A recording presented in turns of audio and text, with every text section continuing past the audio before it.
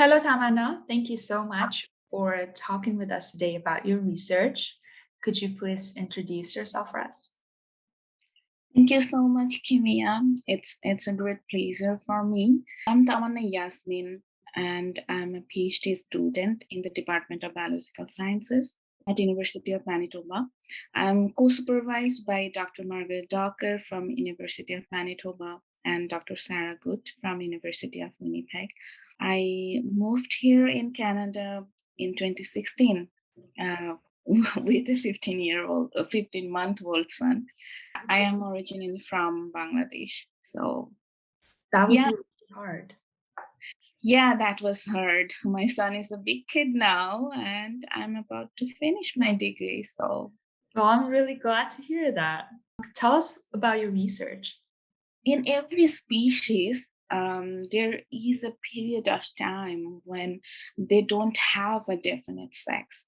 So, you can call it bipotential stage at that point. So in humans, it's until sixth week of embryonic life. And the timing is different for different species. But interestingly, in lampreys, we have no idea when and how this bipotential gonad decides to become ovary or testis. And also we poorly understood the mechanism of them becoming males or females. So my research is actually focused on understanding this mechanism, but in a genetic point of view.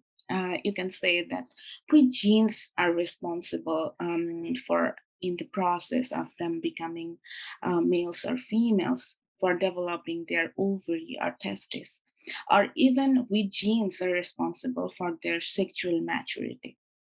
So, for my research, I'm mostly doing computational analysis to find out the answers I'm looking for. That is fascinating and very interesting. And I think for me and our viewers, we might think, well, why does it matter to know the sex in lampreys?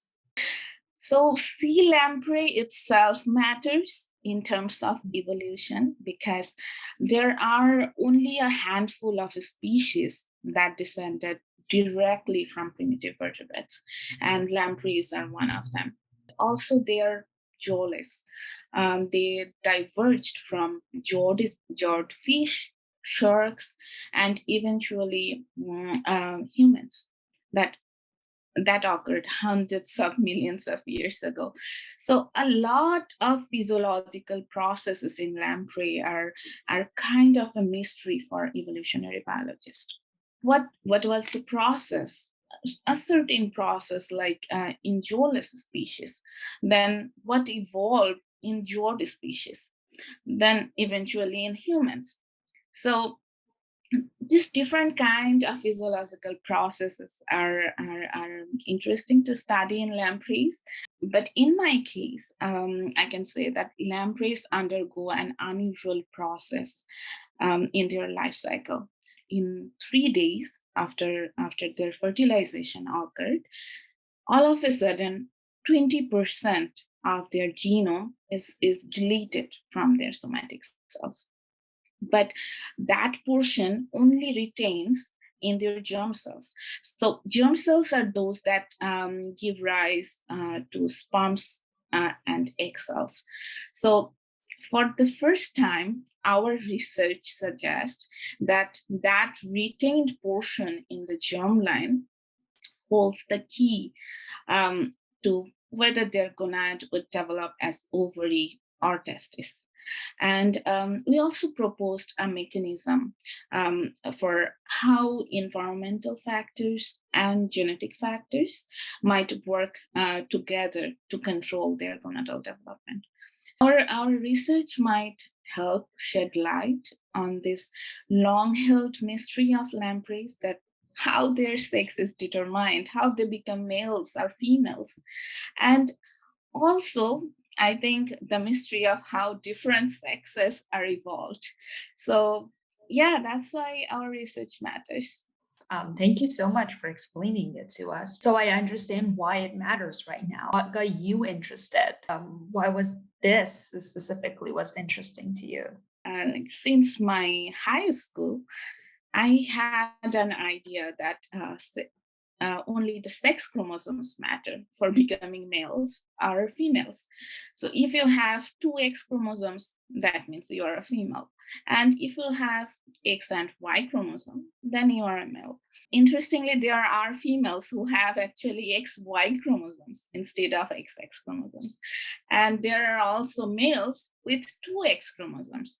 This is because there are things beyond sex chromosomes. There are genes, there are environmental factors which also influences this process. I was intrigued by by the fact that lampreys don't have any sex chromosome, and even they have, it's not yet identified. How do they become male or female? I think there must be something interesting going on, right? So it interests me more in my research. You've been recently published. Tell us about that experience, the process, and with whom did you publish your paper?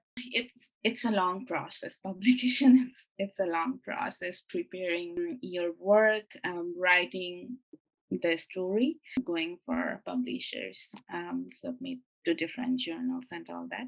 My paper was published in Communications Biology. It's a sister journal of Nature Communications. It's comparatively new journal actually. At first, we submitted our paper in Nature Ecology and Mm. Evolution last year in September. They suggested us that our story nicely fits with communications biology. So we decided to submit our paper in communications biology in November. We had to go through 2 round review process. Reviewers had some really nice and constructive feedback that helped us to develop the story in a much better way. That's amazing to hear. We usually hear horror stories about reviews. Last month it got accepted. There are 4 authors in our paper. I'm the lead author. The second author is Dr. Phil Grayson. He's a Harvard medical postdoc. He was the former postdoc in our lab. He's expert in computational works, and also he's an evolutionary biologist, how sex has evolved, sex determination process in different species. He has worked a lot, and he helped me a lot in developing this story and also analyzing some of the stuff. Dr. Margaret Docker is the third author. She is the legend of Lamprey biology community. She has been working on this stuff for more than 30 years. Her knowledge itself is really useful to build a story. The corresponding author is Dr. Sara Good. She is also my co-supervisor. She is the bioinformatics lead of this work. She has helped me a lot throughout the process. So as a grad student, I kind of know why being published matters. And it brings a lot of light into your research. I was published about a month ago. It's a totally different feeling. Let's explain it to, because we have viewers from undergrad as well. Why does being published matter? Like, what is all of this about? Being published is a huge achievement for a researcher. All my hard works are paid off after being published. The world of researchers will now see the work I have done for a year. They would read the story that I developed through my work. It's a matter of achievement, it's a matter of excitement. You can say it's a matter of recognition as well. And also the feeling that now other people can continue this or read upon my research and go from there. That is really beautiful. I understand what you're working on right now. What will be the next step for you or your research team? My research team, I'm not sure whether I'll be continue working on lampreys, but the future research of this project um, would be focused on doing more molecular stuff, doing more functional genomics and computational works to identify these mysteries of lampreys, mysterious pathway of sex determination and Yeah. differentiation of lampreys. That's an exciting future for research work. What is one advice you have for fellow researchers who either want to get into your line of work or want to get published? Say I was lucky.